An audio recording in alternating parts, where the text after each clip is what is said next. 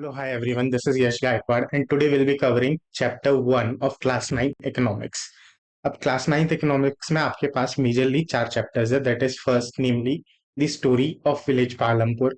Second is your chapter people as resources. Third chapter you have food security in India, and fourth one is this where we talk about poverty as a challenge. So these are the four chapters that we have to cover in this series. अब हमें आगे बढ़े उससे पहले let us take a very simple example कि ये chapters हम पढ़ क्यों रहे हैं. तो एक इकोनॉमी में अगर आप देखें तो मल्टीपल सेक्टर्स होते हैं. जैसे गवर्नमेंट है, फिर हाउस होल्ड है जिसमें लोग रहते हैं, फिर फर्म्स है. फर्म्स यानी क्या? इंडस्ट्रीज जहाँ पे आप काम करते हैं. मैन्युफैक्चरिंग इंडस्ट्रीज हो सकती है, कंपनी एंड सो ऑन. तो ये आपस में इंटर रिलेट कैसे करता है और फंक्शन कैसे करता है एक इकोनॉमी के अंदर, एक सिस्टम के अंदर, वो चीज हम समझने की कोशिश करते हैं. तो उसी में जो हम पहला चैप्टर पढ़ रहे हैं वो है story of village Palampur.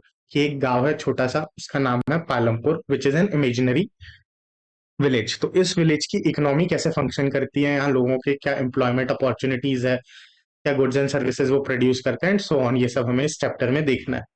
Now before we move on to this chapter, मैं एक छोटे से चीज से स्टार्ट करता हूँ जो हमारे सिलेबस का ही पार्ट है. कि yesterday I bought this speaker, कि मैंने कल ये मार्केट में जाके एक ब्लूटूथ स्पीकर परचेज किया है. अगर आप देख पा रहे हो कि एक बेसिक सा स्पीकर है. अब ये जो स्पीकर है, क्या मैं इसे गुड्स कह सकता हूँ? कि मार्केट में मैं जाता हूँ और मैं मार्केट में कोई भी चीज खरीदता हूँ, तो उसे या तो मैं गुड्स का नाम दे सकता हूँ, जो फिजिकल टेंजेबल आइटम है जो मैं लेके आया हूँ, या फिर मैं उसे सर्विस का नाम दे सकता हूँ. यानी कि इस म्यूजिक सिस्टम पे म्यूजिक प्ले करने के लिए मैं कोई ना कोई स्ट्रीमिंग सर्विस यूज करूंगा, स्पॉटिफाई, एप्पल म्यूजिक, जिसके थ्रू गाने प्ले हो गए, तो मैं उसे सर्विस का नाम दे सकता हूँ. अब ये जो गुड्स एंड सर्विसेज है, इसे बनाने के लिए मुझे कुछ चीजें लगी होगी. तो उन गुड्स एंड सर्विसेज को बनाने के लिए जो चीजें हमें लगती है, हम उन्हीं को नाम देते हैं एज फैक्टर्स ऑफ प्रोडक्शन का. क्या? फैक्टर्स यानी वो चीजें ऑफ प्रोडक्शन, यानी कुछ बनाना. तो कुछ बनाने के लिए जो चीजें हमें इकोनॉमिक्स में काम आती हैं, हम उन्हें नाम देते हैं फैक्टर्स ऑफ प्रोडक्शन. अब ये जो फैक्टर्स ऑफ प्रोडक्शन है, इन्हें हम मेजरली चार चीजों में बांटते हैं. पहला है land, second is labour, third is capital, and fourth one is entrepreneur. अब ये क्या होता है? लैंड. लैंड यानी एक जमीन का टुकड़ा. जैसे आपके पास ये जमीन है. अब इस जमीन को हम मेजर कैसे करते हैं? जमीन आर का जो टुकड़ा है इसे हम हेक्टेयर्स में मेजर करते हैं. सो 1 हेक्टेयर इज इक्वल टू, ये एक स्क्वायर पीस ऑफ लैंड है. अब इस स्क्वायर पीस ऑफ लैंड में ये जो एक साइड है, अगर ये 100 मीटर्स का है, 100 मीटर्स का है, तो इसे मैं 1 हेक्टेयर का नाम देता हूँ. आई थिंक कि हम इसे कंफर्म कर लेते हैं. यहाँ पे मेजरिंग यूनिट भी आपको दी गई होगी. 1 hectare of land is equal to 100 meters, right. तो अगर ये जो जमीन का टुकड़ा है ये एक स्क्वायर में है और इस स्क्वायर का एक साइड 100 मीटर है, तो मैं उसे 1 हेक्टेयर का नाम देता हूँ. तो this is our first factor of production, that is land. अब इस लैंड को आप किसी भी चीज के लिए यूज कर सकते हैं. जैसे ये लैंड है, इस पे आपने एक बिल्डिंग कंस्ट्रक्ट की. अब ये जो बिल्डिंग आपने कंस्ट्रक्ट की आप इसे आगे किराए पे दे सकते हैं. तो जब आप ये बिल्डिंग किराए पे देंगे तो इससे क्या रिटर्न जनरेट होगा? रेंट. आपको रेंट मिलेगा. तो पहला हमारा फैक्टर ऑफ प्रोडक्शन हुआ लैंड. लैंड को आप जब यूटिलाइज करते हैं तो उसके बदले जो आपको रिवॉर्ड मिलता है, जो चीज आप लैंड से अर्न करते हैं, उसे हम नाम देते हैं रेंट का. वैसे ही दूसरी चीज है लेबर. लेबर क्या होता है? कि आपकी सपोज फैक्ट्री है. जैसे आपकी ये साउंड डिवाइस मैन्युफैक्चर करने की फैक्ट्री है. तो इस साउंड डिवाइस को जब आप मैन्युफैक्चर कर रहे हैं तो इसे बनाने के लिए कुछ लोग लगेंगे. तो जो लोग उस फैक्ट्री में काम कर रहे हैं उन्हें हम लेबर का नाम देते हैं. अब लेबर दो तरीके के हो सकते हैं, skilled and unskilled. Unskilled labour क्या होते हैं? जो ज्यादा टेक्निकली क्वालिफाइड नहीं है, जो आपकी फैक्ट्री फ्लोर पे काम करते हैं. उन्हें जो हम पैसे देते हैं, उन पैसों का नाम हम देते हैं एज वेजेस. वैसे ही कुछ स्किल्ड वर्कर्स भी हो सकते हैं, जैसे आपके जो इंजीनियर्स है, जो मैनेजमेंट स्टाफ है, जो एडमिनिस्ट्रेटिव काम संभालता है. तो जो स्किल्ड लेबर है उसे हम जो पेमेंट देते हैं उसे हम सैलरी का नाम देते हैं. बट मोस्टली आप जो टर्म यूज करोगे in context of labour is wages. की लेबर है, labour is a factor of production, उसके अगेंस्ट उसे जो चीज मिलती है वो है wages. So this are nothing but your first two chapter जिन पे हम डिटेल में बात करने वाले हैं. पहला है लैंड. कि the story of village Palampur के थ्रू हम समझेंगे कि land can be used as a factor of production in agriculture, और उससे क्या क्या अलग अलग तरीके हैं to maximize the return in agriculture using land. Second chapter जो हमारा है पीपल एज रिसोर्स, की फैक्टर ऑफ प्रोडक्शन में labour is a factor of production. तो हम लेबर को कैसे बेटर यूटिलाइज कर सकते हैं। Hence we have the second chapter, people as resource. Third thing that we have is very interesting, that is capital. Capital क्या होता है कि कैपिटल का हम सरल शब्द समझे तो हिंदी में हम उसे कहते हैं पूंजी। कि आप किसी भी बिजनेस में जो भी आप अमाउंट इन्वेस्ट करते हैं, जो पैसा डालते हैं, उसे हम कैपिटल कह रहे हैं। तो अगर मैं कहीं पे पैसा डाल रहा हूँ तो उसके बदले उस पैसे पे जो मुझे रिटर्न मिलेगा उसे मैं नाम देता हूँ इंटरेस्ट का। जैसे कि आपके पास से 1000 रुपीज है, ये 1000 रुपीज आपने बैंक में रख दिए, बैंक में सपोज 6% इंटरेस्ट रेट चल रहा है, तो ये जो 1000 रुपए पे 6% आपको पैसे वापस मिलेंगे, इस 6% को ही हम इंटरेस्ट कहते हैं। तो अब एक मेजर सवाल ये बनता है कि capital is equal to money, is capital equals to money? So the answer is no, कि capital is not equal to money. क्यों? क्योंकि अगर मेरा बिजनेस है और मेरे पास पैसे हैं, let's say I have 1 lakh rupees in my bank account as of now, या मेरे पास कैश 1000 रुपए है, तो अगर ये 1000 रुपए मैं एक डब्बे में बंद करके रखूं, तो 1 साल बाद वो मल्टीप्लाई हो गए क्या? ये आंसर इज नो, कि पैसे अपने आप तो मल्टीप्लाई हो गए नहीं। आपको उन पैसों को कहीं ना कहीं इन्वेस्ट करना पड़ेगा, या तो आप उसे बैंक में एफडी में रख दो, या तो आप उसे अ, किसी बिजनेस में लगा दो, या आप किसी और को उसको लोन पे दे दो। तो जब तक आप उस पैसे को यूटिलाइज नहीं करेंगे तब तक उससे रिटर्न जनरेट नहीं होगा। Hence money is not the capital, but money in when invested it becomes investment. कि जब आप पैसे को कहीं लगाते हो तो हम उसे इन्वेस्टमेंट का नाम देते हैं, और उस इन्वेस्टमेंट के अगेंस्ट जो आप टूल्स लाते हो, जो आप टेक्नोलॉजी लाते हो, जो आप मशीन्स लाते हो, उसी को हम कैपिटल का नाम दे रहे हैं। So you understand a basic difference, कि money is not the capital but money when invested becomes investment, और उस इन्वेस्टमेंट के अगेंस्ट जो आपको टूल्स, टेक्निक्स एंड मशीनरी मिल रही है, उसे हम कैपिटल का नाम देते हैं। जैसे कि टूल्स, यानी कि इस पर्टिकुलर प्रोडक्ट को मैन्युफैक्चर करने के लिए आपने एक असेंबली मशीन बुलाई, तो वो जो टूल्स आए आपके, that becomes a part of your capital. इस मशीनरी को असेंबल करने के लिए आपने कुछ मशीन्स बनाई कि जो अलग अलग पार्ट्स है उन्हें असेंबल कर ले, तो वो असेंबली मशीन्स आपके कैपिटल का पार्ट बनती है। सिमिलरली आपने कोई टेक्नोलॉजी इंपोर्ट की, कि ब्लूटूथ का पहले 5.1 वर्जन चल रहा था, अभी ब्लूटूथ 5.3 आया है, या आपने कोई और बेटर टेक्नोलॉजी कहीं से खरीदी है, तो उस टेक्नोलॉजी को भी हम as a part of capital consider कर सकते हैं। अब ये जो कैपिटल है इसके दो हिस्से होते हैं, पहला है fixed capital and the second is working capital. तो इनमें क्या अंतर है? पहला है फिक्स्ड कैपिटल। फिक्स्ड कैपिटल यानी कि वो जो पैसा आपने अपने बिजनेस में इन्वेस्ट किया, उसके बदले जो आपको फिक्स्ड नेचर की चीजें मिली, जो लॉन्ग टर्म में यूटिलाइज करोगे आप, उसे हम फिक्स्ड कैपिटल का नाम देते हैं।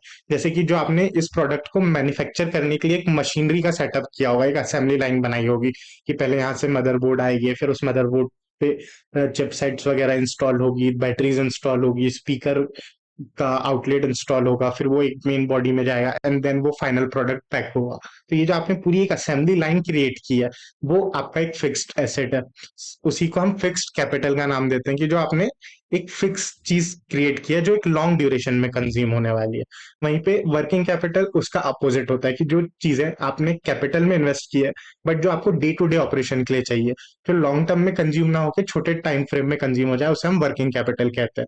जैसे कि अगर आपको ये डिवाइस मैन्युफैक्चर करना है, तो इसके अंदर आपको स्क्रूज खरीदने पड़ेंगे, आपको रॉ मटेरियल खरीदना पड़ेगा, आपको ड्राइवर्स खरीदने पड़ेंगे, आपको मैग्नेट्स लगेंगे, आपको इस डिवाइस की बॉडी प्लास्टिक फ्रेम्स लगेंगे, पैकेजिंग मटेरियल लगेगा।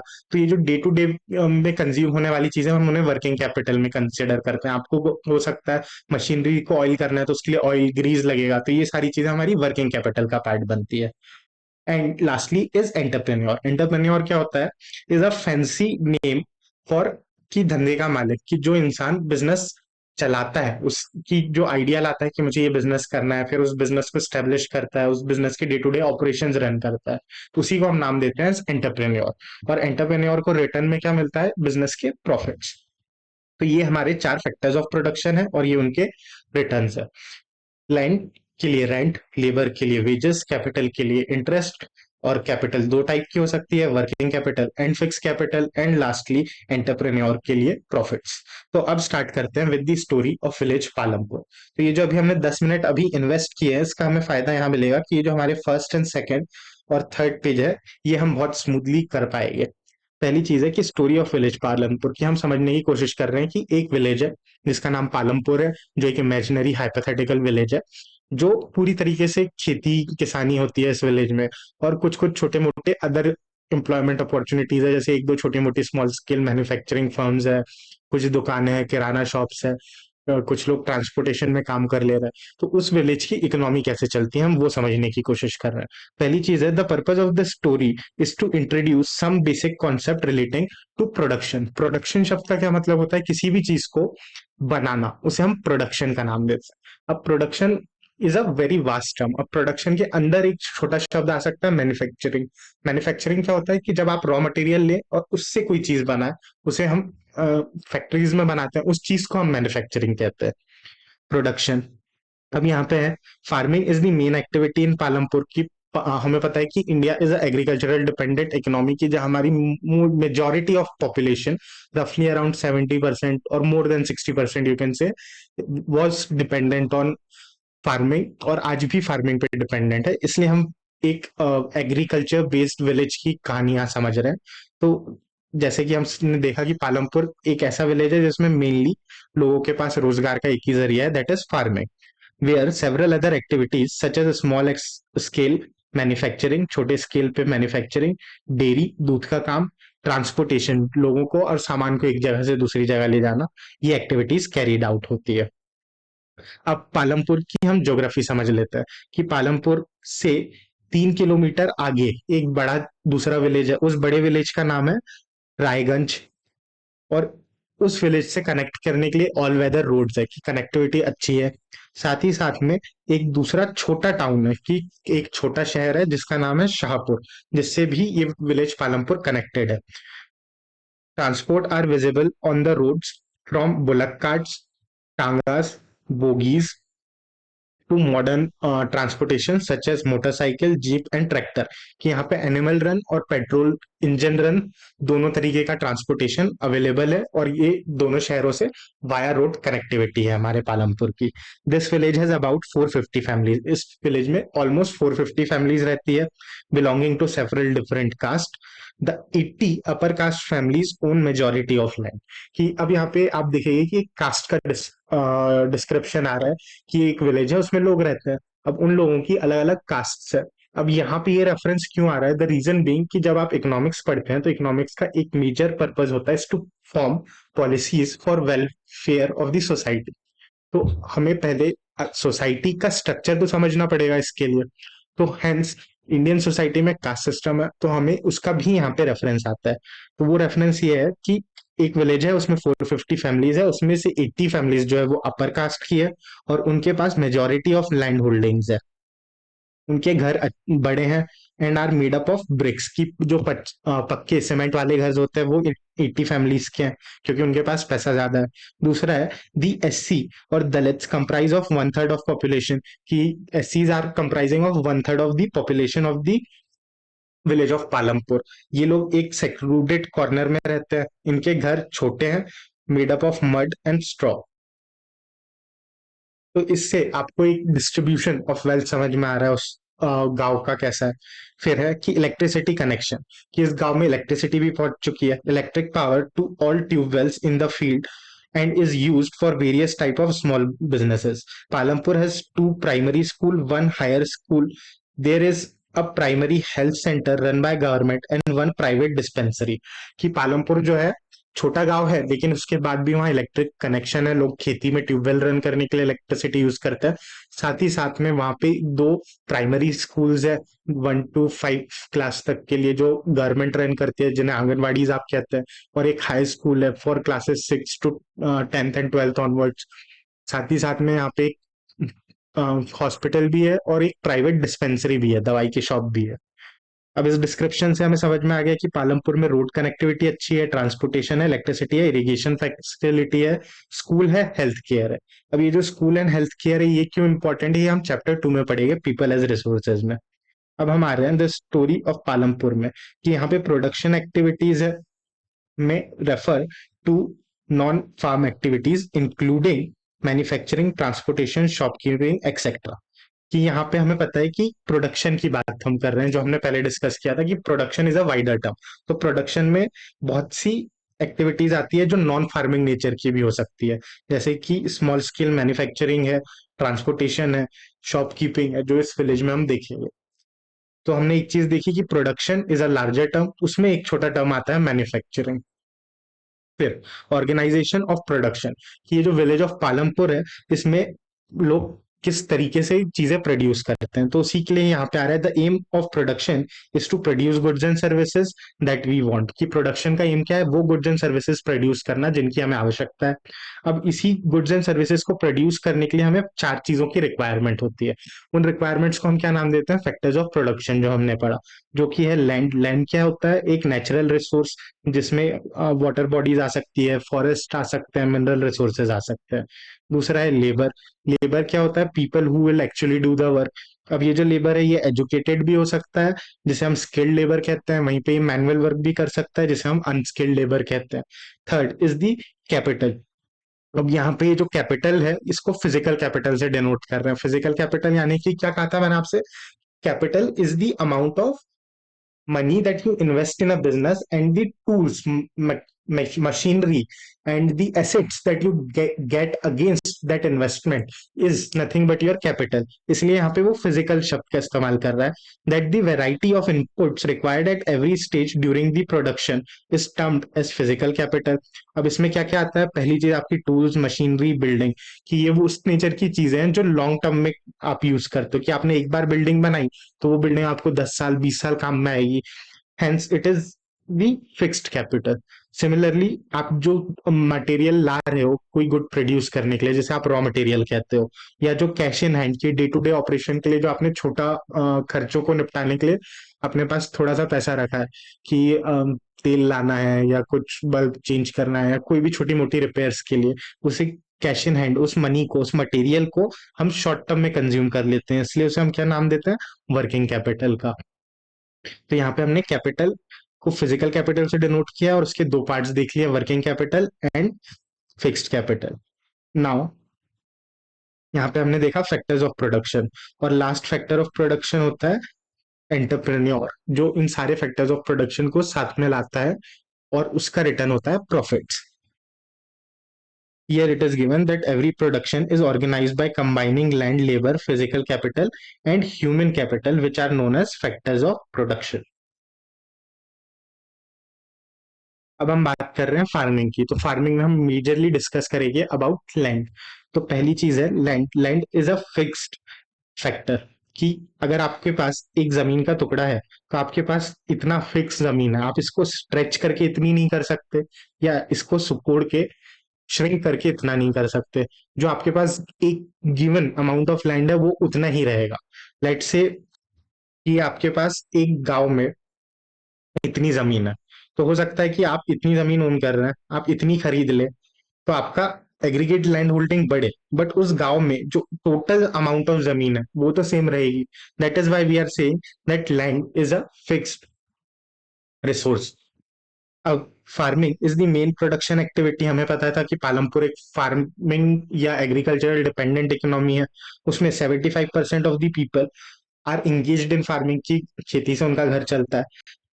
दे count for both farmers and farm labours. अब फार्मर्स एंड फार्म लेबर्स का क्या मतलब है, कि जिन लोगों के पास जमीन है वो अपनी ही जमीन पे खेती कर रहे हैं, तो वो हो गए फार्मर्स। वहीं पे कोई ऐसा किसान है जिसकी खुद की जमीन नहीं है, suppose I am a farmer in Palampur, that means I have a land और मैं इसी लैंड पे खेती कर रहा हूँ।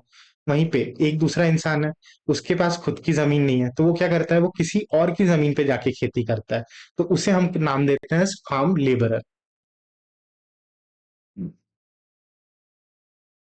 अब यहाँ पे वही बेसिक कंस्ट्रेंट दिया है कि आप जमीन का साइज कम ज्यादा नहीं कर सकते। Now there exist no further scope to increase farm production by bringing new land under cultivation. कि अब आपको पता है कि एक गांव में इतनी जमीन है, तो हो सकता है कि आप उस पूरी जमीन को खेती के लिए यूज कर लें, पर उसके बाद क्या, उसके बाद अगर आपको और खेती का आउटपुट बढ़ाना है, आपको प्रोडक्शन बढ़ाना है, तो आपको रिसोर्सेज लगेंगे। उसमें से एक फैक्टर ऑफ प्रोडक्शन है लैंड, लेकिन आपके पास लैंड सीमित है, कि इतनी जगह है और इतनी ही जगह है, तो अब आप लैंड तो बढ़ा नहीं सकते, पर आपको आउटपुट ज्यादा चाहिए, तो उस केस में हम क्या करेंगे, तो is there a way to grow more amount of output और more amount of crops in the same amount of land that you have. तो उसके दो आंसर्स है। पहला है वन इज की मल्टीपल क्रॉपिंग। मल्टीपल क्रॉपिंग क्या है, कि अगर आपके पास एक जमीन का टुकड़ा है, तो आप इसी टुकड़े पे आप मल्टीपल क्रॉप्स लगाओ। कि हो सकता है कि आपके पास समर सीजन है, आपके पास मानसून है, आपके पास विंटर है। तो समर पे आपने यहाँ पे एक क्रॉप लगाया, फिर जैसे ही वो क्रॉपिंग साइकिल खत्म हुई उस क्रॉप को आपने टील किया, फिर उसके बाद में मानसून आ गया, मानसून में आपने दूसरा क्रॉप लगाया, फिर मानसून गया और वो क्रॉप बड़ा हो गया, विंटर्स आए, विंटर्स में आपने वो क्रॉप हटा दिया और तीसरा क्रॉप लगाया। इसी चीज को हम कहते हैं मल्टीपल फार्मिंग। कि जैसे कि आप खरीफ क्रॉप, खरीफ से रबी क्रॉप्स, और उसके बाद ज़ैद क्रॉप्स में शिफ्ट होते रहते हैं साइक्लिक मूवमेंट में। उसी को हम मल्टीपल क्रॉपिंग कहते हैं। दूसरी चीज है कि ये सपोज आपके चल रहे हैं विंटर और यहाँ पे आपने क्रॉप्स लगाए हैं, रबी क्रॉप्स। अब इसी क्रॉप को उसी सीजन में मैं चाहता हूँ कि मैक्सिमम आउटपुट मिले, तो मैं क्या कर सकता हूँ, मैं बेटर क्वालिटी के सीड्स यूज कर सकता हूँ। ये जो बेटर क्वालिटी के सीड्स है, जो सेम लैंड में मुझे ज्यादा आउटपुट बना के दे रहे हैं। सपोज इस लैंड से मेरा आउटपुट निकलता था 100 kg, अब मैं लेके आया हूँ बेटर क्वालिटी के सीड्स। अब इन बेटर क्वालिटी के सीड्स के कारण जो मेरा आउटपुट है, लेट से वो हो गया है 210 kg। तो ये जो बेटर क्वालिटी के सीड्स है, इन्हीं को मैं नाम दे देता हूँ H, high yielding variety of seeds, HYV। High यानी ज्यादा, यील्ड यानी उत्पाद या output, and V is variety. So high yielding seeds use कर सकता हूं मैं। तो यही दो चीजें हमें आगे पढ़नी है। पहला है कि यहाँ पे आपको एक स्टैंडर्ड मेजर के बारे में दिया गया है कि लैंड को हम यूजुअली मेजर करते हैं in the term hectare. 1 hectare is equal to 100 metres, और कई बार लोकल लैंग्वेजेस में हम बीघा शब्द या इस तरीके के भी डिनोमिनेशंस यूज कर सकते हैं जो रीजन टू रीजन वेरी करते हो, but the standard measured is hectares. Now अब हमें देखना है कि हमें सेम जगह पे ज्यादा क्रॉप्स उगाने हैं, तो हम कैसे करेंगे। All land is cultivated in Palampur, no land is left idle. कि आपके पास जितनी जमीन थी आपने पूरे पे क्रॉप्स लगाया है। During the rainy season, kharif crops are grown by farmers, like अब इनमें क्या क्या आता है, जवार एंड बाजरा। फिर this farms are produce are use to feed cattles. कि आपने during rainy season kharif crops उगाए, फिर ज्वार बाजरा उगाया, फिर ये जो सेम क्रॉप्स है यही क्रॉप्स आप अपनी कैटल्स गाय बछड़ों को भी फीड करने के काम में ला रहे हैं। उसके बाद it is followed by cultivation of potato between the months of October and December. कि आपने अक्टूबर और दिसंबर में पोटैटो की फार्मिंग की। इन दी विंटर सीजन आपने रबी क्रॉप्स ग्रो कर दिए लाइक व्हीट। तो आपने एक साल में अपने ही फार्म पे तीन अलग अलग तरीके के क्रॉप्स ग्रो किए हैं। और ये जो आपके पास वीट आया है, जो आपके पास फार्म आउटपुट आया है, उसका आप क्या करोगे, पहले कुछ हिस्सा आप अपने लिए रखोगे कि जो आपकी फैमिली कंज्यूम कर ले, जिससे आपके घर का खाना हो जाए। और जो आपके पास एक्स्ट्रा बचा है, उसी एक्स्ट्रा बचने को मैं एक खास नाम देता हूँ एज सरप्लस। सरप्लस क्या होता है कि जो मेरे पास एक्स्ट्रा बचा, मेरे ओन कंजम्पशन के बाद जो मेरे पास एक्स्ट्रा बच रहा है, उसे मैं सरप्लस कह रहा हूँ। ये सरप्लस को मैं ले जाके मार्केट में बेच देता हूँ। तो वहीं पे कि जो वीट है वो आपने फैमिली कंजम्पशन के लिए रखा, और जो एक्स्ट्रा बचा, जो एक्स्ट्रा सरप्लस है, वो आपने बेच दिया। तो आप ये कहाँ पे बेच सकते हो, या आप बेच सकते हो टू द नियरेस्ट सिटी और टाउन। और जो हमारा पालमपुर है उसका नियरेस्ट टाउन कौन सा है, शाहपुर। तो इसी के यहाँ पे एग्जांपल दिया गया है, a part of land is also devoted to growing sugar cane. Sugar cane is a cash crop. उसके बाद which is harvested once every year, the sugar cane in its raw form और as jaggery is sold to traders in Shahpur. कि जो आपने गन्ना उगाया है, या तो आप उसको डायरेक्टली सेल कर देते हो, या आपके पास छोटी मैन्युफैक्चरिंग इंडस्ट्री है, तो आप उसे कन्वर्ट करते हो इनटू शुगर और jaggery and then you sell it to traders in Shahpur. The main reasons why farmers are unable to grow different type of crops in a year is due to well developed irrigation system। कि एक particular land पे आप तीन अलग अलग crops grow कर रहे हो, तो उन तीन अलग अलग क्रॉप्स को ग्रो करने के लिए एक प्राइमरी रिक्वायरमेंट रहती है वाटर की। या जैसे शुगर केन है, sugar cane is a crop जो बहुत ज्यादा पानी डिमांड करता है, तो अनलेस आपके पास पानी है आप शुगर केन ग्रो ही नहीं कर पाएंगे। सिमिलरली अगर आपको एक पीस ऑफ लैंड में एक 3 से 4 महीने के पैच में एक क्रॉप उगाना है, फिर उसके तुरंत बाद एक दूसरा क्रॉप उगाना है, उसके तुरंत बाद एक अगला क्रॉप उगाना है, तो इन तीनों ही क्रॉप्स के लिए आपको पानी चाहिए। तो इसलिए हमारे पास एक मेजर फोकस ये भी है कि आपको एक इरिगेशन सिस्टम बेटर डेवलप करना है। और हमने पढ़ा था कि पालमपुर में इलेक्ट्रिसिटी है। इसका क्या मतलब है कि आप ट्यूबवेल्स यूज कर सकते हो, आप मोटर पंप्स यूज कर सकते हो, ताकि जो भी नियरेस्ट वाटर बॉडी है या अंडरग्राउंड वाटर है, उसे आप इरिगेशन पर्पसेस के लिए ड्रॉ आउट कर सको और डिस्पर्स कर सको अपनी फार्म लैंड पे, ताकि आपका आउटपुट बेटर निकले। तो यहाँ पे उसी के बारे में दिया गया है कि इलेक्ट्रिक रन ट्यूबवेल्स है that could irrigate much of the large area more effectively. यानी कि अगर आप हाथ से एक बकेट से पानी मारते हैं अपने क्रॉप्स में, तो आपको बहुत टाइम लगता है और वो पानी भी अनइवनली डिस्ट्रीब्यूट होता। वहीं पे आपने अपना फार्म लैंड लिया, उस पे आपने पाइप्स लगा दिए हैं, यहाँ पे स्प्रिंकलर्स लगा दिए हैं, और एक ट्यूबवेल से आप पानी निकाल रहे हो जिसे आप एक मोटर के थ्रू पंप कर रहे हो। तो वो ज्यादा इजीली ज्यादा बड़े एरिया को इरिगेट कर पाएगा। उसी चीज को हम नाम दे रहे हैं एज इफेक्टिवली। तो जहां जहां आपको वर्ड इफेक्टिवली दिखे, तो इफेक्टिवली का मतलब होता है विदाउट वेस्टेज, कि जहां पे वेस्टेज कम हुआ हो उसे हम इफेक्टिवली कहते हैं। The few tube wells soon were installed by the government, and however farmers started establishing their own private tube wells, की कुछ ट्यूबवेल्स पहले तो गवर्नमेंट ने स्टैब्लिश की, फिर फार्मर्स ने अपनी खुद की भी ट्यूबवेल्स लगाई। Not all irrigation in India have such high level of irrigation, कि हर विलेज में इतना हाई लेवल ऑफ इरिगेशन नहीं होता है।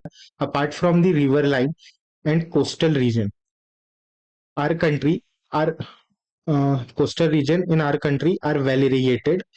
In contrast, plateau region such as the Deccan Plateau have low level of irrigation. Of the total cultivated area in the country, little less than 40% is irrigated even today. It is largely dependent on rainfall. कि जैसे ये कहना चाह रहा है कि suppose this is रफली India, तो यहाँ पे ये जो वाटर बॉडीज है, कि यहाँ ओशन है, यहाँ का जो एरिया है ये वेल इरिगेटेड है। क्यों? क्योंकि यहाँ पे एक तो आपके पास एक्सेस टू ओशन है, जिसके कारण यहाँ से जो विंड्स ब्लो होती है वो क्लाउड्स को लेके आती है, और यहाँ बारिश होती है। तो यहाँ के एरियाज पे पानी की बहुत अच्छी अवेलेबिलिटी है, जिसके कारण इरिगेशन की प्रॉब्लम नहीं आती है। पर ये जो आपका बीच का एरिया है, जहाँ पे इतना लैंडलॉक, जिसे आप कह सकते हैं कि इतनी वाटर बॉडीज नहीं है, या एक्सेस टू ओशन नहीं है, या जो रेन क्लाउड्स आते हैं वो यहीं पे बस्ट हो जाते हैं, तो यहाँ पे पानी नहीं पहुंच पाता। तो उन एरियाज में irrigation is a major problem. जैसे कि अगर मैं आपको एग्जांपल दूं महाराष्ट्र का, सो रफली this is something like, this is not an exact map, but आप देखिए कि महाराष्ट्र रफली कुछ एक ऐसा ट्रायंगुलर टाइप का स्टेट दिखता है। तो उसमें यहाँ का जो रीजन है, यहाँ पे आप कोकण कह सकते हैं, पुणे कह सकते हैं, ये एरिया बहुत वेल डेवलप्ड है, जहाँ पे आपको बहुत इजीली पानी मिल जाता है, जिसके कारण खेती अच्छी है, शुगर केन, कॉटन, इस तरीके के क्रॉप्स आप वहाँ डेवलप कर सकते हैं। वहीं पे उसके स्टार कॉन्ट्रास्ट में आप ये वाला जो रीजन देखिए, जैसे आप विदर्भ के नाम से जानते हैं, वहां पे इतना ज्यादा एक्सेस टू वाटर नहीं है, इतनी ज्यादा बारिश नहीं होती, तो वहां के फार्मर्स को काफी डिफिकल्टी फेस करनी पड़ती है अपने क्रॉप्स को ग्रो करने के लिए। So this is the contrast जो हम थ्रू आउट इंडिया में देखते हैं, कि हर स्टेट में कुछ ऐसा रीजन है जो कोस्टल लाइन से रिलेटेड है, जहाँ पानी अच्छा है तो वहां फसलें अच्छी उग रही है, और उसी स्टेट का हो सकता है कि एक हिस्सा ऐसा हो जो लैंडलॉक हो, जहाँ इतनी ज्यादा वाटर बॉडीज ना हो, जहाँ पे इरिगेशन के लिए बहुत दिक्कत फेस करनी पड़ती है फार्मर्स को। वही चीज यहाँ पे एक फैक्ट दिया गया है आपको कि even today 40% of irrigated land ऐसा है कि जहाँ कि जो इंडिया में टोटल आप फार्म प्रोड्यूस कर रहे हो, उसका आज भी इतना हिस्सा है जिस तक अच्छे से पानी नहीं पहुंच पा रहा है, और सिर्फ 40% लैंड एरिया ऐसा है कि जहाँ पानी अच्छे से पहुंच रहा है। अब हम आगे बढ़ रहे हैं। To grow more than one crop on a piece of land during a year is known as multiple cropping, की एक पीस ऑफ लैंड में आप एक से ज्यादा क्रॉप्स ग्रो कर रहे हो, उसे मल्टीपल क्रॉपिंग कहते हैं, जो हम अभी पढ़ के आए हैं। एटलीस्ट टू मेन क्रॉप्स, की आप कम से कम दो मेन क्रॉप उगाओ। Many are growing potatoes as a third crop, कि हमने अभी क्या देखा यहाँ पे मेन क्रॉप्स क्या क्या है, व्हीट एंड बाजरा, फिर बीच में आप हो सकता है शुगर केन की खेती कर ले, और एक थर्ड क्रॉप जो आप ग्रो कर रहे हैं दैट इज योर पोटैटो।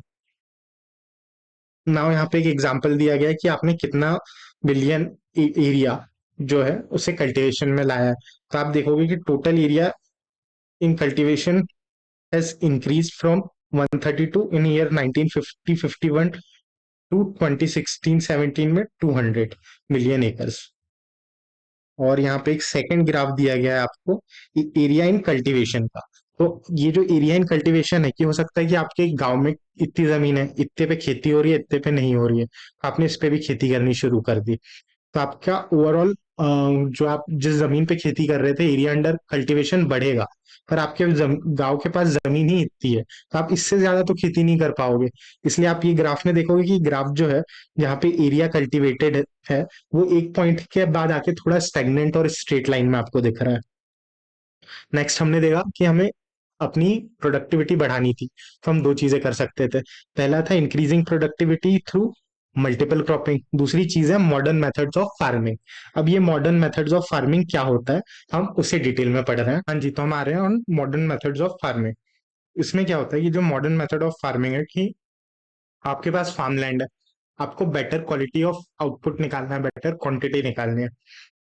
तो आप क्या करोगे, सबसे पहले आप यूज करोगे ऐसे सीड्स जिनसे आपकी उपज बढ़े, उन्हीं को हम नाम देते हैं high yielding variety of seeds, HYV seeds. अब क्योंकि आप better quality of seeds use कर रहे हो, तो जरूरी नहीं कि आपको सिर्फ सीड्स डालने से काम चल जाएगा। क्योंकि अब आप सीड्स यूज कर रहे हो जो बेटर क्वालिटी के है, कि तो वो बेटर एनवायरनमेंट भी डिमांड करेंगे, तो उसके लिए आपको फर्टिलाइजर्स यूज करने पड़ेंगे ताकि सॉइल ज्यादा एनरिच्ड रहे, इन सीड्स को ज्यादा बेटर न्यूट्रिशन मिले। दूसरी चीज है कि हो सकता है कि इन सीड्स पे कीड़े भी अट्रैक्ट हो, तो आपको अपनी फसल भी बचानी है, उसके लिए आपको पेस्टिसाइड्स लगेंगे। And eight the same time आपको वाटर चाहिए, कि ताकि आप ज्यादा से ज्यादा पानी सप्लाई कर पाओ अपने खेत में as and when required.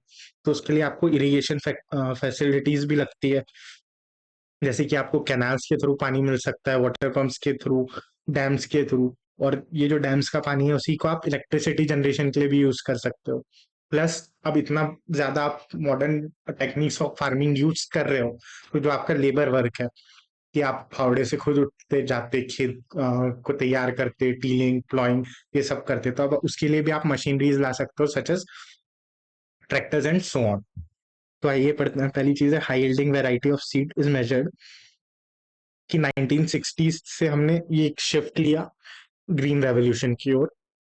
Brother, let's take a pause here and let's understand कि यहाँ हो क्या रहा था।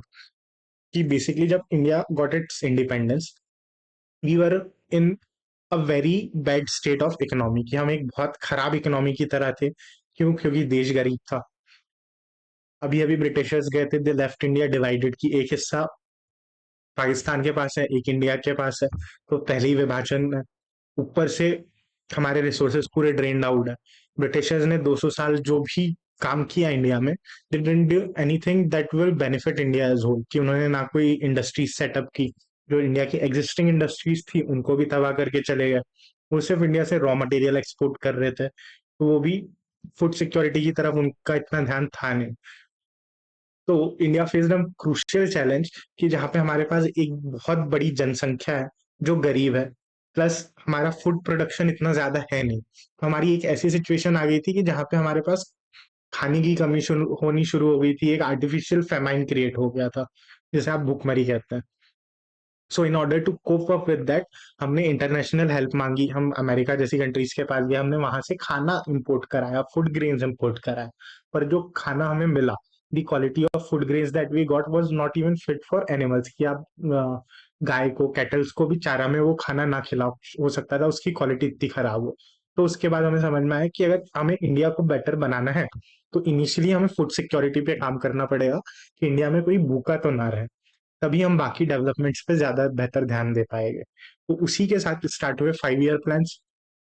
उन 5 ईयर प्लान्स में एक मेजर सेक्शन ये है जो एग्रीकल्चरल फोकस्ड रहा। उसमें हमारा ग्रीन रेवोल्यूशन आता है, व्हाइट रेवोल्यूशन आता है, जो आप हो सकता है पहले पढ़ के आए हो। उसी में से एक इनोवेशन इनोवेशन कह सकते हैं, इनिशिएटिव कह सकते हैं of green revolution, is adoption of modern methods of farming, जिसमें हम better quality of seeds use कर रहे हैं, ताकि जो हमारा फार्म लैंड है उसकी फर्टिलिटी बढ़े, उसका जो टोटल आउटपुट है, उससे जो उपज है वो बढ़े। एट द सेम टाइम हमारी quality of food grains that we are getting is better, और हम सेल्फ रिलायबल रहे at least in terms of food, ताकि कभी हमारे यहाँ भूखमरी जैसी या फेमाइन जैसी सिचुएशंस ना आए। तो यहाँ पे वही है कि हम high yielding variety of seeds use करते हैं। ये ट्रेडिशनल सीड्स से अलग है। क्यों? क्योंकि ट्रेडिशनली अगर आप अपना फार्म ग्रो कर रहे होते, तो उसमें आपको लेस इरिगेशन लगता, कम पानी की जरूरत पड़ती, प्लस आप पेस्टिसाइड वगैरह फर्टिलाइजर्स यूज ही नहीं करते, आप काउ डंग वगैरह से जो भी मैन्योर अपना लोकली इन हाउस जो भी आप बना सकते, आप उस चीज को एज अ फर्टिलाइजर यूज कर रहे हो। बट क्योंकि हमने ग्रीन रेवोल्यूशन का इनिशिएटिव लिया इन 1960s, वहां पे हमने high yielding variety of seeds, जो scientifically research genetically modified seeds थे, वो यूज करने स्टार्ट किए। अब ये जो नए तरीके की सीड्स थे, ये greater amount of grains produce कर पाते थे एक सिंगल प्लांट में।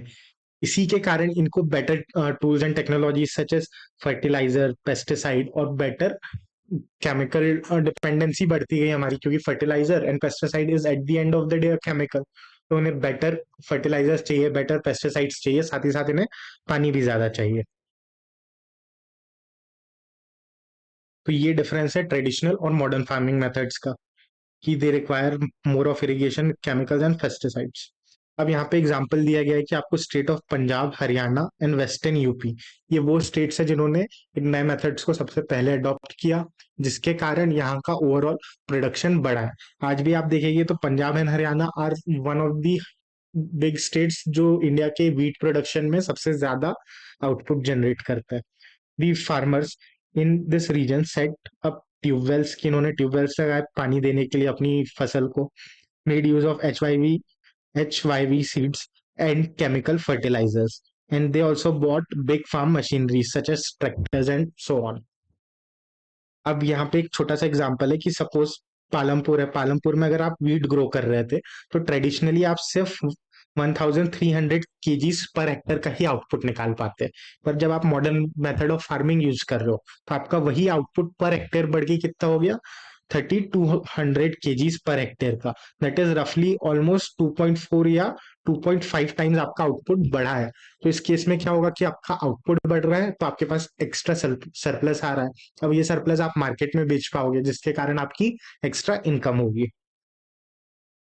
Same here is a graph of production of wheat and pulses पर मिलियन टन्स में, कि जहां हम 1960s में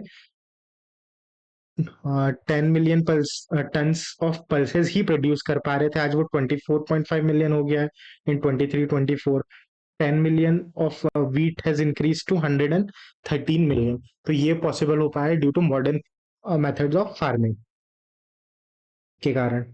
फिर है कि इस फार्मिंग सस्टेनेबल, कि आप कह तो रहे हो कि हमारे पास एक नेचुरल रिसोर्स है लैंड, वो फिक्स्ड है। अब ये नेचुरल रिसोर्स फिक्स्ड है, इस पे आप scientifically modern method of farming लगा के इसका आउटपुट 2x करने की कोशिश कर रहे हो, ज्यादा कर रहे हो, तो इसका कोई डाउन साइड तो होगा, इसका कुछ एडवर्स इफेक्ट तो होगा। तो वो एडवर्स इफेक्ट हम यहाँ पे पढ़ रहे हैं कि is this method of modern farming sustainable, क्योंकि land being a natural resource and modern farming have over used land.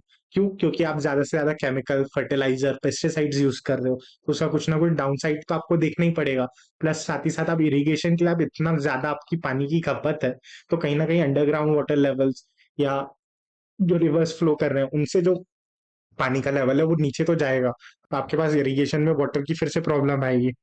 Green revolution is associated with loss of soil fertility due to increase use of chemicals, कि आप इतने ज्यादा chemicals use कर रहे हो कि जो लैंड है उसका जो नेचुरल माइक्रोबायोटिकल इन्वायरमेंट है, या जो नेचुरल फर्टिलिटी है, वो कम हो रही है, तो जो जमीन है वो बंजर होती जा रही है।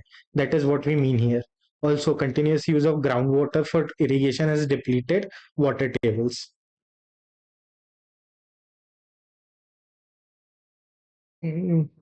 नाउ यहाँ पे आपको एग्जांपल दिया है ऑफ पोल्यूशन, की आप ये जो केमिकल्स यूज कर रहे हो ये बैक्टीरियाज को किल करते हैं, माइक्रोब्स को किल करते हैं, हेंस सॉइल पे एडवर्स इफेक्ट होता है, जिसके कारण फर्टिलिटी कम हो रही है सॉइल की। साथ ही साथ में एक मेजर चैलेंज क्या आएगा, कि आप पहले ट्रेडिशनली फार्मिंग कर रहे थे, आप मॉडर्न फार्मिंग मेथड पे शिफ्ट हो गए, तो आपका expectation out of your land की अब मुझे इतना आउटपुट निकालने की आदत हो गई है अपने एग्रीकल्चरल प्लॉट से, तो मैं एक्सपेक्ट करूंगा कि मेरा एग्रीकल्चरल आउटपुट कम से कम कंसिस्टेंट तो रहे साल भर साल। तो उसके लिए मॉडर्न फार्मिंग मेथड्स में मैं अब क्या करूंगा, मैं ज्यादा फर्टिलाइजर डालूंगा, मैं ज्यादा पेस्टिसाइड डालूंगा, मैं और ज्यादा इन्वेस्ट करूंगा, ताकि मेरा जो आउटपुट है वो कंसिस्टेंट रहे। तो इसके कारण क्या होगा, क्यों? क्योंकि मेरी लैंड की फर्टिलिटी गिरी है, तो उससे रिकवर करने के लिए मैं और केमिकल्स पे डिपेंडेंट हो रहा हूँ। तो वही चीज हुई है पंजाब में, that Punjab farmers are now force to use more of chemical fertilisers and other inputs to achieve the same level of production, जिसके कारण इनका कॉस्ट ऑफ कल्टिवेशन बढ़ा है। अब हम बात कर रहे हैं लैंड डिस्ट्रीब्यूशन पैटर्न की पालमपुर में, कि ये पालमपुर है, इसमें इतनी जगह पे खेती होती है, तो ये जो जगह है जहाँ खेती हो रही है ये कैसे बटी है। तो पहली चीज जो आपको याद रखनी है कि हमने पहली चीज देखी थी कि पालमपुर में 450 फैमिलीज है, उसमें से 150 फैमिलीज लैंडलेस लैंडलेस है, यानी कि उनके पास खुद की जमीन नहीं है कि वो खेती कर सके। तो आपकी 1/3 पॉपुलेशन इज फार्म लेबर्स, या वो कुछ दूसरी एक्टिविटी में इन्वॉल्व हो गए। That is something we have understood now. दूसरी चीज है कि जो 250 फैमिलीज है वो स्मॉल कल्टिवेटर्स है, यानी कि आपकी 1/3 पॉपुलेशन के पास तो ऑलमोस्ट लैंड है ही नहीं। जो बची हुई 240 फैमिलीज है उनमें के पास less than 2 hectare of land है इन साइज की। हम हेक्टेयर का डेफिनेशन देख के आ गए हैं। अब जो आपके पास 250 40 फैमिलीज है उनके पास 2 हेक्टेयर से भी कम जमीन है। अब ये कैसे क्यों हुआ होगा? इसका सिंपल रीजन है कि आपके पास ये प्लॉट है, लेट से ये 10 हेक्टेयर का प्लॉट है जिस पे आप खेती करते हो। अब ये एक फार्मर है, इस फार्मर के लेट से 5 बच्चे होते हैं, तो ये इस फार्म को उन 5 बच्चों को इक्वली डिवाइड करके दे देगा।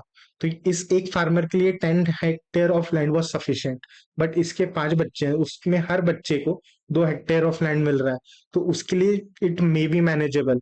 फिर इस फार्मर के और बच्चे हो सकते हैं इसके 2 बच्चे हो, तो उन्हें 1-1 हेक्टेयर ऑफ लैंड मिले। तो इस तरीके से लैंड फर्दर रीडिवाइड होते जाएगा जैसे जैसे फैमिली बढ़ रही है।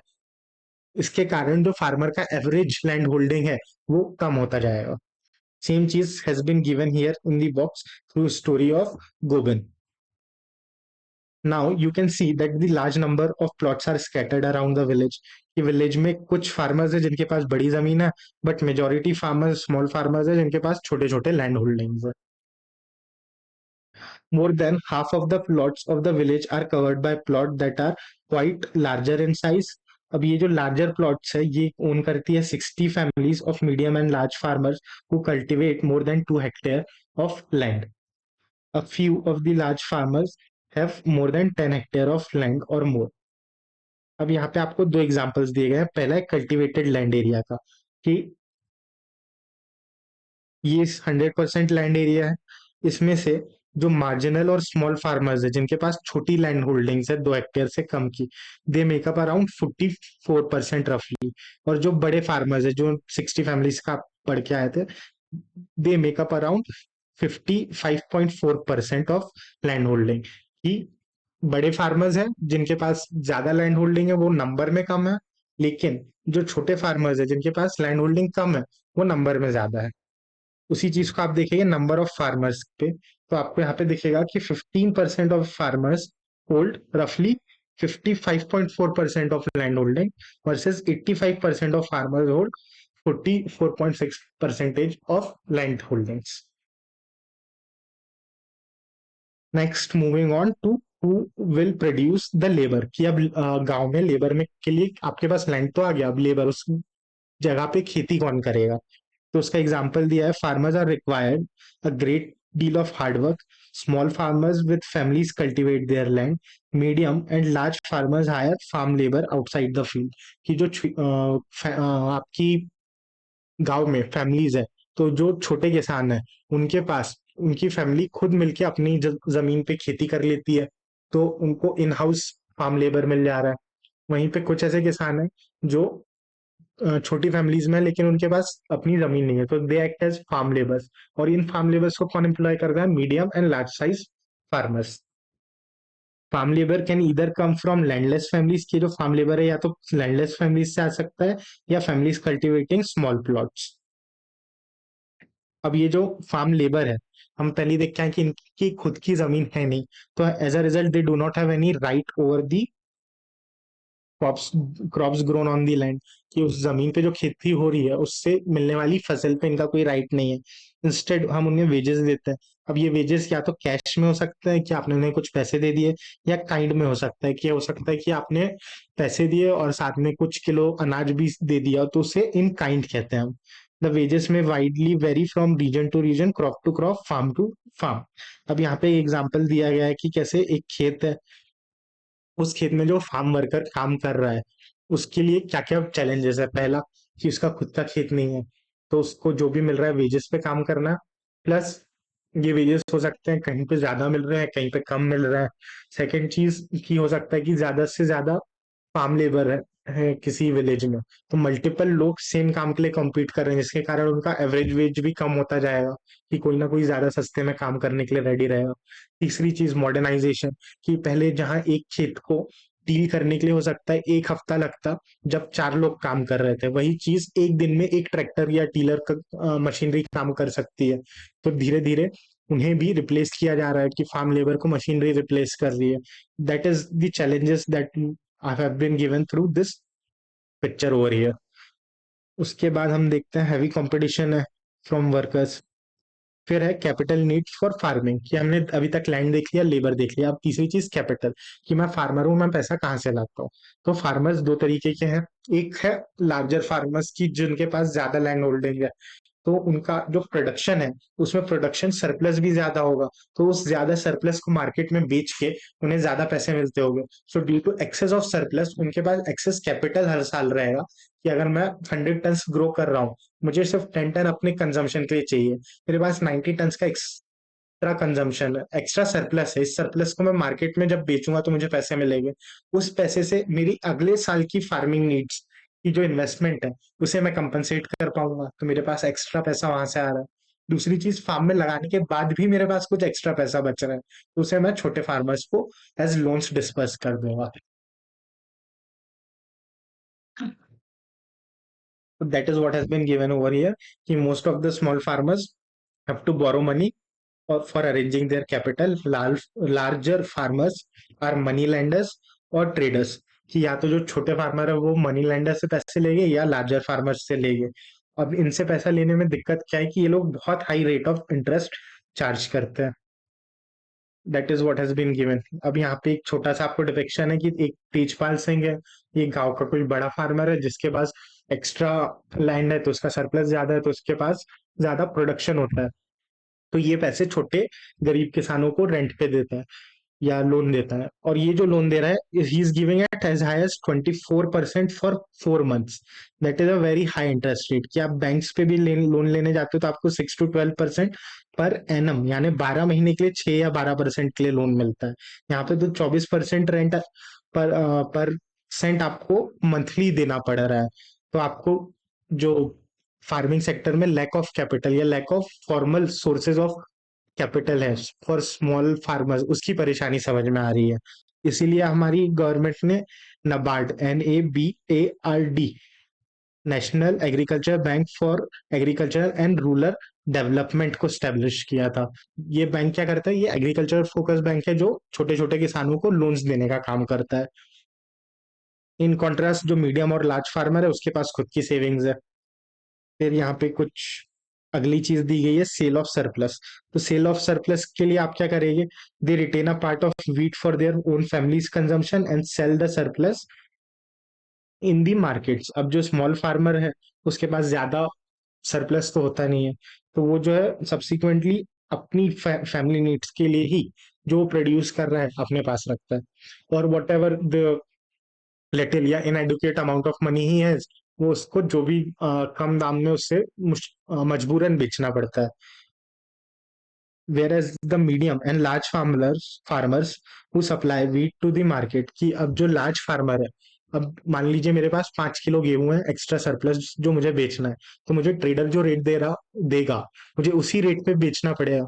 वहीं पे मैं एक मीडियम साइज या लार्ज साइज फार्मर हूँ, अब मेरे पास लेट से 100-200 kgs एक्स्ट्रा सरप्लस है, तो यहाँ पे मैं नेगोशिएट कर पाऊंगा कि मुझे किस रेट पे बेचना है, किस रेट पे नहीं बेचना है। तो उस केस में मेरा जो सरप्लस है वो भी ज्यादा है और मेरे पास negotiating power भी है। The traders buy this and sell it to further shopkeepers in cities. Next यहाँ पे तेज प्रताप सिंह का अगेन, तेजपाल सिंह का अगेन एग्जांपल है, कि उसके पास 350 क्विंटल्स ऑफ व्हीट आता है, जिसे वो मेजर मार्केट इन रायगंज में ले जाके बेच सकता है। उससे जो पैसे आ रहे हैं वो उसे बैंक में सेविंग अकाउंट में रखता है, कुछ पैसे वो छोटे फार्मर्स को लैंड करता है, और ये जो पैसा इसके पास बैंक में है, उससे वो अपनी वर्किंग कैपिटल भी यूज कर रहा है, साथ ही साथ वो fix asset such as tractor वगैरह भी बिल्ड कर पा रहा है।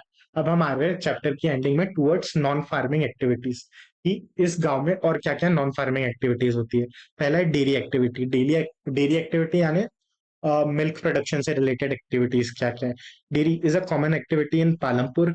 People feed their buffaloes on various kind of grasses and jowars and bajra they grow during rainy season. कि आपने जो ज्वार बाजरा और घास है ये सब आप अपने कैटल्स को खिला रहे हैं। साथ ही साथ इनका जो मिल्क प्रोडक्शन है ये इसे कहाँ सेल करते हैं, in Raiganj, the near large village. और दो ट्रेडर्स है from Shahpur town who have set up a collection cum chilling center in Raiganj from where the milk is transported to far away town and cities. कि ये multiple farmers है, ये milk produce कर रहे हैं, ये मिल्क प्रोड्यूस करके ले जा रहे हैं रायगंज में। रायगंज में एक सेंटर है जहाँ पे दूध को चिल किया जाता है और प्रोसेस किया जाता है ताकि उसे फिर आगे फर्दर बड़ी सिटीज में भेजा जा सके। फिर यहाँ पे आपको एग्जाम्पल दिया गया है कि आप सरप्लस कैसे निकालेंगे। कि एक प्रोडक्शन 100 केजीज का है, सपोज आप कंज्यूम 40 कर ले रहे हैं, तो बचा 60 केजीज आपके पास सरप्लस। अब ये जो सरप्लस इसे आप मार्केट में बेचेंगे तो इसे बेचने पे जो आपके पास पैसा आएगा वो आपकी नेक्स्ट ईयर की कैपिटल के काम में आ सकता है। तो उसके इसमें आपके पास 60 केजीज का सरप्लस है। वहीं पे 120 एंड 40, तो अगर आपके पास 120 केजीज ऑफ प्रोडक्शन है उसमें से आप 40 केजीज बेच दे तो आपके पास रफली 80 केजीज का सरप्लस है। वहीं पे यहाँ पे आप देख सकते हैं कि आप इस नंबर को और कम कर दे, मान लिया आपके पास 80 केजी का ही प्रोडक्शन है, आप 40 केजी मार्केट में बेच दे तो आपके पास 40 केजी का सरप्लस आएगा। तो आपके पास 40 केजीज का इन्वेस्टेबल कैपिटल है। तो किस तरीके से आपके प्रोडक्शन और सेल्फ कंजम्पशन को चेंज करके आपका एक्सेस सरप्लस कैलकुलेट कर सकते हैं आप, वो चीज आप इस एग्जाम्पल्स के थ्रू समझ सकते हैं। Next is small scale manufacturing. की पालमपुर में हमने देखा कि अदर एक्टिविटीज में क्या क्या है। पहली डेयरी की जहाँ दूध बेच के लोग पैसे कमा रहे हैं। दूसरा है स्मॉल स्केल मैन्युफैक्चरिंग। कि लेस स्मॉल स्केल मैन्युफैक्चरिंग क्या होता है कि less than 50 people are engage in manufacturing in Palampur. की पालमपुर में ऑलमोस्ट 350, हमने देखा कि पालमपुर में ऑलमोस्ट 400 टू फैमिलीज रहती थी, 430 families if I am not wrong. कि हाँ 450 फैमिलीज, कि 450 फैमिलीज पालमपुर में रह रही है। उस 450 फैमिलीज में से भी एक बहुत छोटा नंबर है, that is only 50 people who are engaged in manufacturing, और वो भी स्मॉल स्केल की। तो ये लोग क्या करते हैं, is done at a small scale, mostly in their homes और field with the help of family labour, rarely a labour is hired. कि स्मॉल स्केल मैन्युफैक्चरिंग प्लांट्स लोगों ने अपने घर में या अपने खेतों में लगा लिए हैं जिसमें फैमिली ही प्रोड्यूस कर रही है और उन गुड्स को आगे मार्केट में सेल आउट कर देती है। जैसे कि एग्जांपल ले लेते हैं पापड़ या अचार। तो हो सकता है कि फार्म में आपने नींबू उगाया, उसी से आपने अपने ही घर पे अचार बना दिया एंड देन आप उसे शहर में बेच रहे हो। तो ये स्मॉल स्केल मैन्युफैक्चरिंग एक्टिविटीज हो सकती है। यहाँ पे हम मिश्री लाल का एग्जाम्पल है कि मिश्री लाल ने अपने घर में अपने फार्म में एक मैकेनिकल शुगर क्रशर को इंस्टॉल किया। अब ये क्या करता है, जो भी इसके पास शुगर केन जनरेट हुआ इन मानसून सीजन, उसी को ये क्रशर में डालता है, उससे जैगरी बनाता है, फिर इस जैगरी को स्मॉल प्रॉफिट्स के लिए बड़े शहरों में बेच देता है। फिर एक एग्जांपल आपको दिया गया है। और नेक्स्ट इज यहाँ पे कि जो स्मॉल स्केल मैन्युफैक्चरिंग है ये बिग फैक्ट्रीज में नहीं हो रही है और उनका प्रोडक्शन मेथड सिंपल रहता है। यहाँ पे आपको एक सेकंड एग्जांपल दिया गया है शॉपकीपर्स इन पालमपुर का। कि पालमपुर में अगली एक्टिविटी है शॉपकीपिंग की, जिसमें कुछ लोग ट्रेड करते हैं कि वो सामान लाते हैं, और जो आपके गली मोहल्ले में शॉप्स होती है, किराने की दुकान होती है, स्टेशनरी शॉप्स होती है, ये भी पालमपुर में involve in trading where they buy various goods from wholesaler, और उसको फिर होलसेलर से बल्क में क्वांटिटी में आप गुड खरीद रहे हो और रिटेल में उसको कम क्वांटिटीज में आप बेच दे रहे हो टू कंज्यूमर्स को, buy various goods from wholesalers. अभी ये गुड्स में क्या किया है, this sell a wide range of items such as rice, wheat, sugar, tea, oil, biscuit, soap, toothpaste, batteries, notebooks, pen, pencils etcetera. तो ये सारे आर्टिकल्स है जो वो बेच रहे हैं। उसके बाद यहाँ पे दिया गया है कि साथ ही साथ में बस स्टैंड के पास जिन लोगों के घर है, दुकान है, उन्होंने क्या किया, उन्होंने समोसे या कुछ भी ऐसी ईटेबल आइटम्स बेचने शुरू कर दिया। फिर आपको एक एग्जांपल दिया गया है करीम का। कि करीम ने देखा कि गांव में बच्चे हैं, इनको एजुकेशन के साथ साथ कंप्यूटर सीखने की इच्छा है।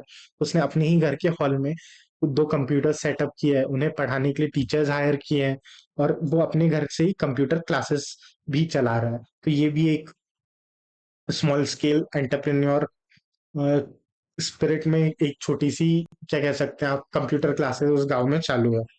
एंड लास्टली ट्रांसपोर्टेशन की there are variety of vehicles connecting Palampur to Raiganj, जैसे कि रिक्शा वालाज है, टांगा वालाज है, जीप है, ट्रैक्टर ड्राइवर्स है। अब ये लोग traditional bogies and bullet carts में भी जा रहे हैं और मोटर व्हीकल्स में भी जा रहे हैं। अब ये क्या करते हैं, लोगों को और सामान को गांव से शहर में ले जाने का काम कर रहे हैं। And that's it for the chapter. यहाँ पे आपको एक छोटा सा एग्जांपल दिया गया है किशोर का, कि किशोर इज अ लेबर जो अपनी फैमिली नीड्स को मेट करने के लिए आधा टाइम किसी की फार्म पे काम कर लेता है, फिर वो एक बार जाता है हफ्ते में कहीं से क्ले लेके आता है, उससे पॉट्स बनाता है, उन पॉट्स को बेच के भी वो थोड़े बहुत पैसे कमा ले रहा है। तो और साथ ही साथ गन्ना उग रहा है, तो गन्ने को जैगरी में कन्वर्ट कर दिया गया है, तो उस जैगरी को शहर में ले जाके बेचने का भी वो काम करता है। तो यहाँ पे वो एक छोटी सी स्टोरी और आपको दी गई है। So through out and through इस चैप्टर में हमने देखा एक छोटा सा विलेज है जिसका नाम है पालमपुर। पालमपुर में रफली 450 फैमिलीज रहती है, which are dependent majorly on agriculture. Agriculture के साथ ही साथ हमने फैक्टर्स ऑफ प्रोडक्शन देखे, namely land, labour, capital and entrepreneur. और यहाँ पे हमने land, labour, capital, fix capital and working capital के बारे में जाना। फिर हमने देखा कि लैंड साइज फिक्स है, पर आपको प्रोडक्शन बढ़ाना है, तो आप कैसे करोगे, इधर through one modern method of farming, one is modern methods of farming and second is multiple cropping के थ्रू। फिर उसके बाद में हमने चैलेंजेस देखे कि modern method of farming sustainable नहीं है क्योंकि फर्टिलिटी कम होती है लैंड की। फिर हमने लैंड होल्डिंग पैटर्न देखा पालमपुर का, जिससे हमें समझ में आया डिवीजन ऑफ वेल्थ, कि बड़े फार्मर्स के पास कितना लैंड मास है और छोटे फार्मर्स के पास कितना है। जो 15% फार्मर है वो ऑलमोस्ट 50%, 55% लैंड को ओन कर रहे हैं, वहीं पे जो 85% फार्मर है उसके पास 40% ऑफ लैंड ही है। फिर हमने कैपिटल रिक्वायरमेंट समझी कि अ, बड़ा फार्मर एक्स्ट्रा सरप्लस बेच के सेविंग से अगले साल फार्मिंग करता है, छोटे फार्मर को लोन लेना पड़ता है। फिर हमने देखा प्रोविजन ऑफ फार्म लेबर, की फार्म लेबर कहाँ से आता है, उनके क्या क्या चैलेंजेस है। लास्टली हमने देखा ये कैपिटल रिक्वायरमेंट, और हम मूव कर गए towards other non farming activity, that is dairy, small scale manufacturing, transportation and shopkeeping in Palampur. तो हम मिलेंगे इन द नेक्स्ट लेक्चर जहाँ पे हम डिस्कस करेंगे हमारा chapter 2, that is people as resource, that is our second factor of production. So this was from my side, and if you have any improvement suggestions or comments or doubts, do let us know in the comment section below.